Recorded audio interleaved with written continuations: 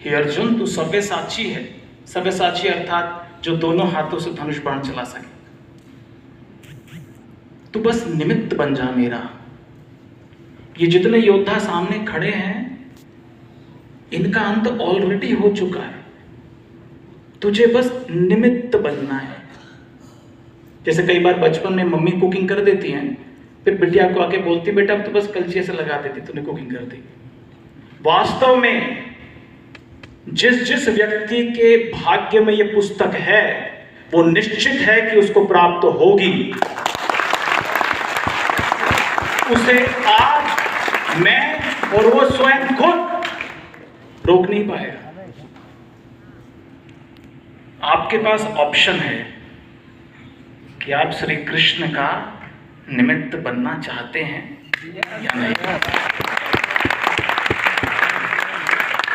भगवान की जो संकल्प है वो अधूरा नहीं होगा, वो पूरा अवश्य होगा।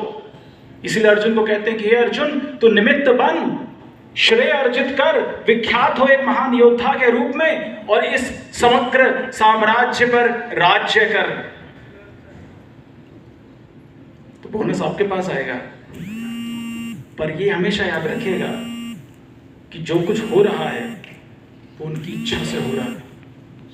और इस कृतज्ञता के साथ यदि हम आगे बढ़ेंगे तो मैं ये दावे के साथ कह सकता हूं कि यहां पर उपस्थित किसी भी व्यक्ति को इसका शायद ना अनुमान हो, मुझे इंक्लूड करके और सारी टीम को इंक्लूड करके, कि क्या होने वाला है। We have no idea. जिस तरीके से 9,500 दिन पहले जब मैंने पहली बार 10 मिनट गीता पढ़ी थी और सोचा था कि समझ में तो कुछ आया नहीं, पर चलो कृष्ण कहीं बैठे खुश होंगे कि मेरी कही हुई बात ये लड़के ने पढ़ ली, मुझे इस बात का अनुमान नहीं था कि वो किस प्रकार का निमित्त बनाएंगे। और ये वास्तविकता है।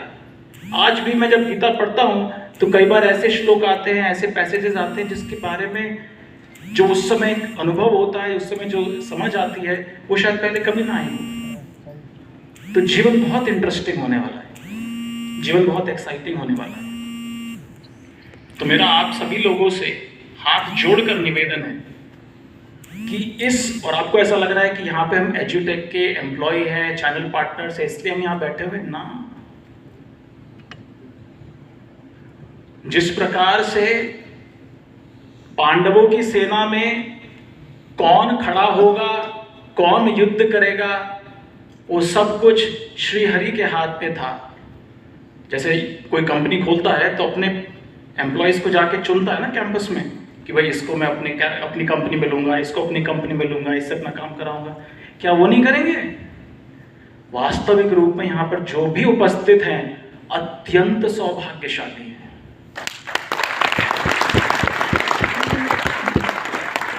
पूजनीय हैं, क्योंकि आपका सिलेक्शन हो गया है। सिलेक्शन किसने किया है? Krishna and company.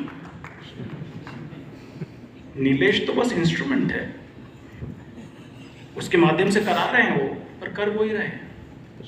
तो जब मुझे पृथ्वी ने बोला कि आप इस तरीके से आइए, और आज का दिन उसने चूज किया, मैंने कहा पृथ्वी क्यों चूज किया तुमने 18 तारीख? पांडव निर्जल एकादशी। इस एकादशी का नाम ही पांडव निर्जल एकादशी है। यही एक एकादशी है जो भीमसेन किया करते थे। भीमसेन से और सब दिन फास्टिंग नहीं होती थी। कह रहे मेरे से नहीं रुका जाएगा भूखा, व्यासदेव एक दिन बताओ बस। कह रहे नहीं प्रभु जी, ये बड़ा ऑस्पिशियस दिन है, इस दिन ही करेंगे। और उस दिन मैं ऐसा सोच रहा था कि जब भगवान ने गीता बोली थी उस दिन भी एकादशी थी। क्या बात? मोक्षदा एकादशी दिसंबर मास में आती है, मार्गशीर्ष में आती है। और आज भगवान ने ही चयन किया है। बीच में चल रहा था कि 23 कर दे, कोई डेट चेंज कर दे, पर बाद में फिर से पृथ्वी का मैसेज आया। जब उसने बोला मेरे को प्रभु शायद 23 हो सकता है, मैंने कहा ना, बोला नहीं मैंने उसको, पर नहीं होगा, 18 ही होगा। मैंने अपना प्लान चेंज नहीं किया, मैंने कहा 18 ही होगा, क्योंकि वो बड़ा ही शुभ दिन है।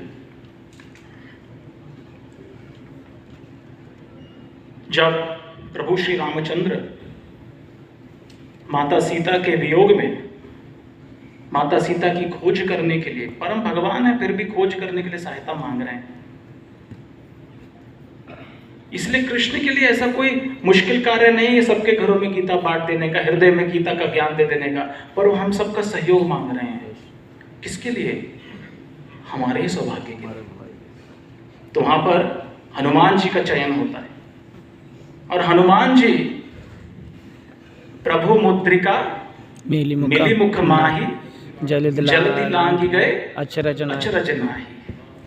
वो 100 योजन का समुद्र, 1300 किलोमीटर का समुद्र एक छलांग में पार करना किसी के द्वारा भी संभव नहीं था। हनुमान जी क्यों कर पाए?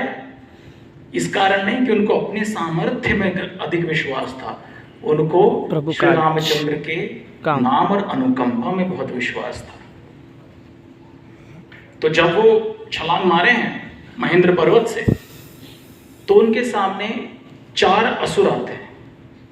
बहुत महत्वपूर्ण रामायण में वाल्मीकि जी इसकी चर्चा करते हैं कि सबसे पहला जो असुर नहीं ऑब्स्टिकल्स आते हैं, तो सबसे पहला आता है एक मैनाक पर्वत, एक स्वर्ण पर्वत सामने खड़ा हो जाता है और हनुमान जी को बोलते हैं कि बेटा देखो, तुम पवन पुत्र हो, पवन देव ने मेरी इतनी सहायता करी थी, मैं चाहता हूं कि तुम थोड़ा विश्राम करके आगे बढ़ो, थोड़ा विश्राम कर लो, थक गए होगे।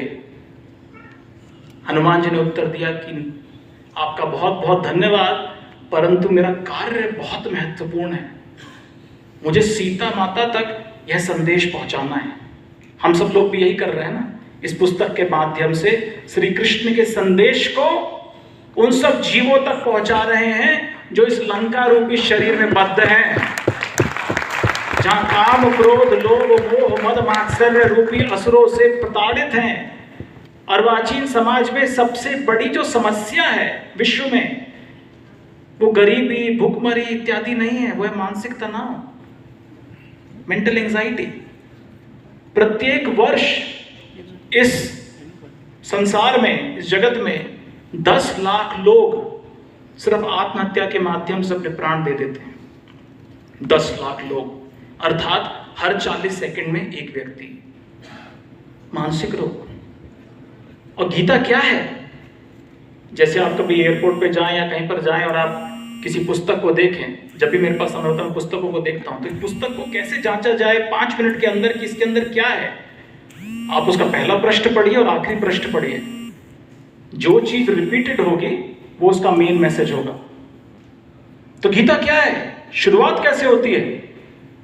जब भगवान अर्जुन को गीता का उपदेश सुनाना प्रारंभ करते हैं, दूसरे अध्याय के 12वें श्लोक में, 11वें श्लोक में क्या बोल रहे हैं? अशोचयानन्व शोचस्त्वं प्रज्ञावादांश भाषसे गतासु न गतासुंश्च नानुशोचन्ति पंडितः। हे अर्जुन, तुम्हें ज्ञानी की तरह बात कर रहे हो परंतु हो मूर्ख, अव्वल नंबर के। शोक मत करो, 2.11 में बोलते हैं। गीता को फास्ट फॉरवर्ड कीजिए, 18.66 पे पहुंच जाइए। सर्वधर्मान परित्यज्य मामेकं शरणं व्रज अहं त्वां सर्व पापेभ्यो मोक्षयिष्यामि मा शुचः।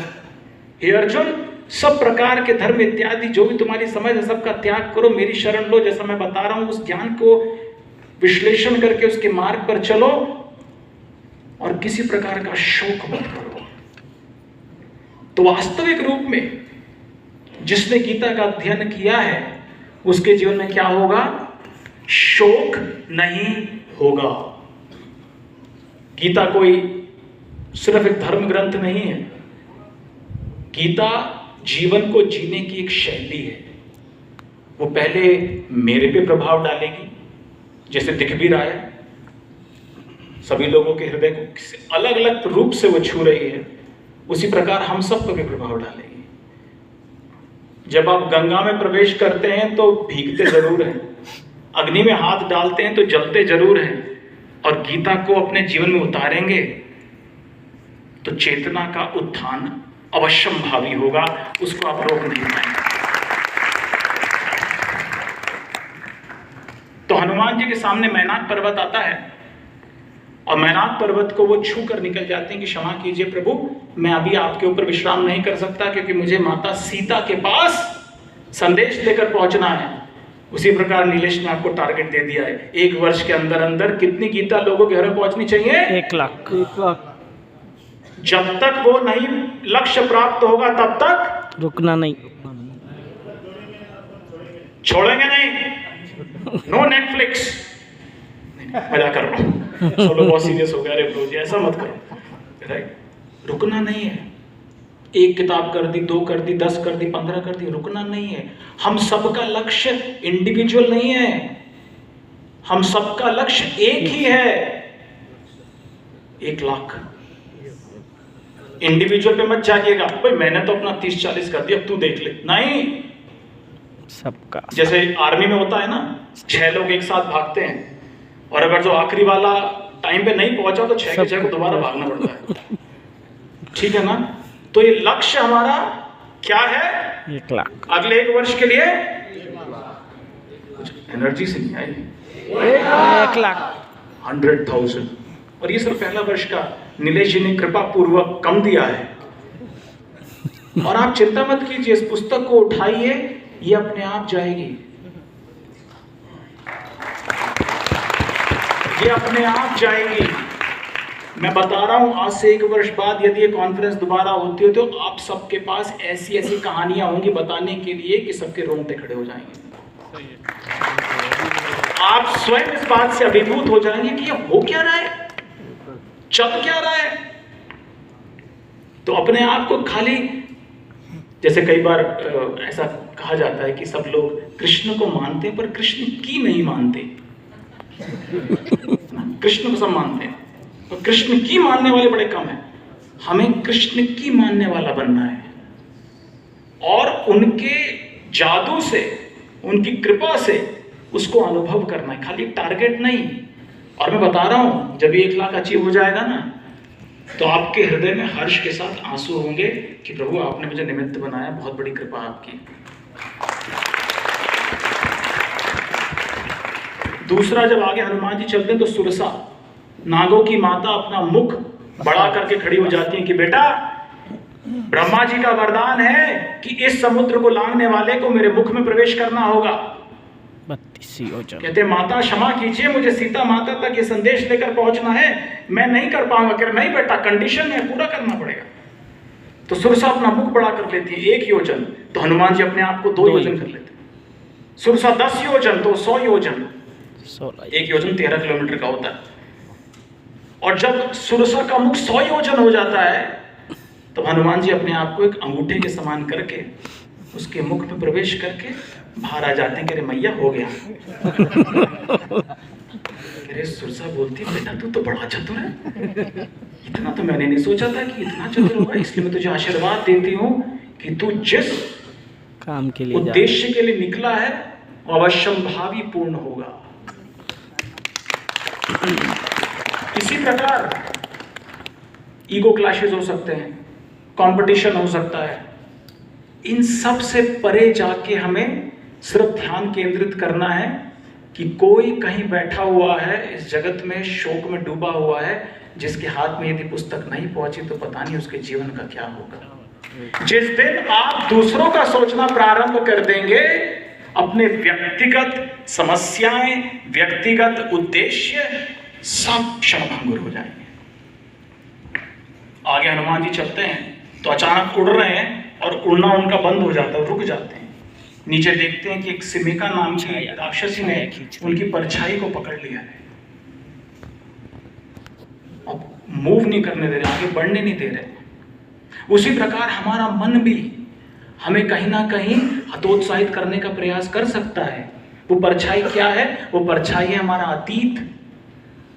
जैसे विजय जी बोल रहे थे अपने वक्तव्य में कि हर एक के मन में कोई गिल्ट होती है। हो सकता है आपका मन बोले अरे बड़ा गीता पाठ रहा है, खुद के जीवन में तूने क्या किया है, 100 चूहे खा के बिल्ली ब्रज को चली है, सारे गड़बड़ किया है, सब प्रकार की गड़बड़ किया, गीता पाठ रहा है, तेरे को शर्म नहीं आती? मन बोलेगा आपको। आपको अतीत में नहीं देखना है। परछाई सिर्फ तब दिखती है जब सूर्य से आप मुख मोड़ लें।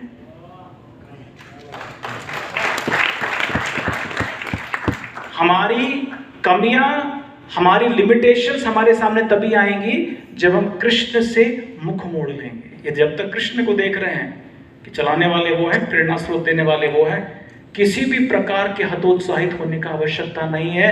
अतीत अतीत है, हम वर्तमान में हैं और भविष्य बनाने के लिए अग्रसर हैं। और जब हनुमान जी वायुपुत्र जब लंका में प्रवेश करते हैं तो लंकिनी सामने आती हैं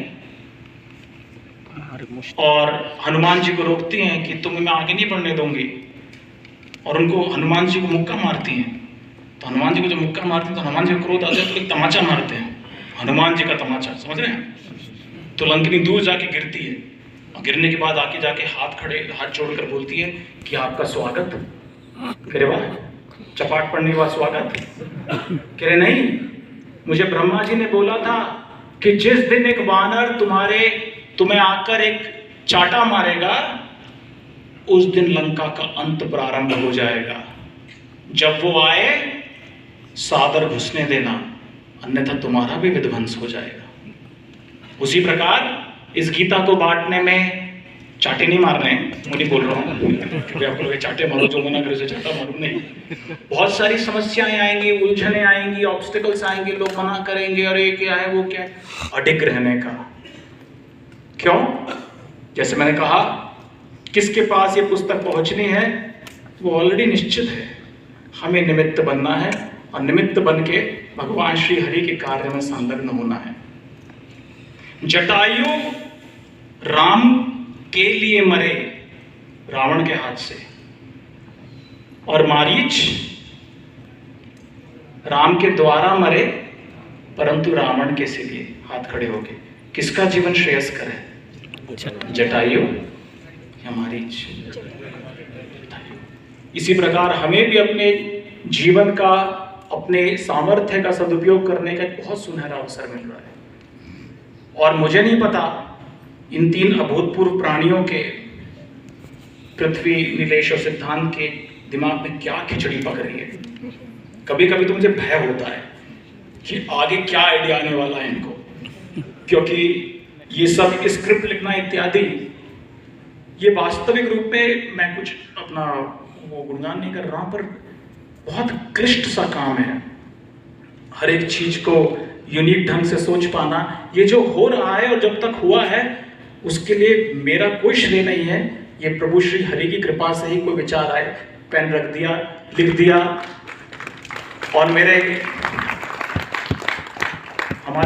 टीम के एक अंतरंग पार्षद विजय जी उसको हिंदी रूपांतरण करके फिर हम दोनों उसका विवेचन करते हैं। कभी कभी जैसे व्यासदेव जी जब महाभारत लिखने के लिए प्रेरित हुए, उन्होंने कहा कि मुझे ऐसा कोई लिखने वाला चाहिए जो मेरी महाभारत लिखवा सके, तो कोई मिल ही नहीं रहा था। तो गणेश जी आए, गणेश जी का जी मैं लिखवा दूंगा। करे कंडीशन पर एक है कि आप रुकेंगे नहीं, आप रुके और मैं गया। बताओ ऐसा एम्प्लॉय कहीं मिलेगा क्या? सेम कंडीशन चालू है कि मैं रुका तो मैं तो गया। तो व्यासदेव जी ने दूसरी कंडीशन लगाई कि ठीक है बेटा तुम लिखो, पर बिना समझे मत लिखना आगे। तो महाभारत में जो 1 लाख श्लोक हैं, ठीक है ना, मुझे कभी कभी भय होता है इन दोनों को आइडिया देने के लिए। कभी ये तो 700 श्लोक का शुरू किया, लाख का शुरू कर दो, नहीं क्या होगा, कितनी पीढ़ी लगने वाली। पर वो 1 लाख श्लोक में 2800 श्लोक है, उनको कूट श्लोक बोला जाता है महाभारत में, जिसके बड़े गहरे मीनिंग्स हैं। तो जब भी क्या बोलते हैं, व्यासदेव जी को थोड़ा टाइम चाहिए होता था कि आगे के कुछ 1000 श्लोक कंपोज कर लूं, तो एक कूट श्लोक मार देते थे और गणेश जी रुक जाते थे, क्या मतलब है इसका क्या मतलब है।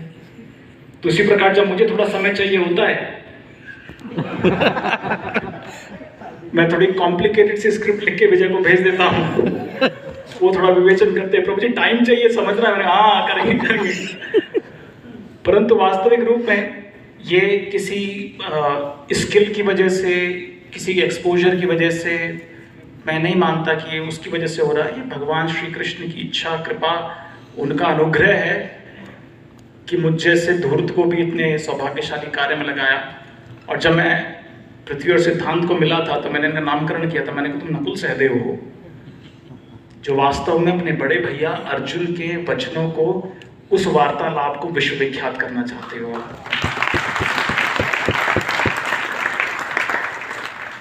तो इस प्रकार हनुमान जी जिस प्रकार से भगवान श्री रामचंद्र का संदेश माता सीता के समक्ष लेकर आए, उसी प्रकार हम सब पर उत्तरदायित्व है कि हम भी अपने छोटे छोटे सामर्थ्य के अनुसार इस संदेश को अन्य जीवों तक लेकर आएं। और जब अन्य जीवों को दे रहे हो तो इस प्रकार की भावना नहीं होनी चाहिए कि मैं इनसे बेहतर हूं और ये मुझसे निकृष्ट है ना, नहीं। वो सभी भगवान श्री हरि के जीव है, उन्हीं के अंश हैं। भावना यही होनी चाहिए कि भगवान का अनुग्रह है कि मैं निमित्त बन रहा हूं और इस प्रकार इसको गीता दे रहा हूं। मैं शायद 10 बांटूंगा, जिसको दे रहा हूं वो 1000 करने वाला है।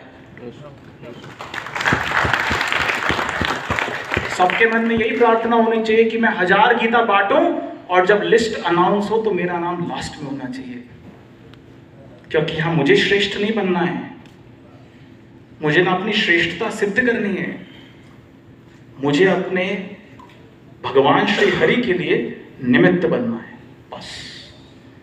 आप सभी का बहुत बहुत धन्यवाद।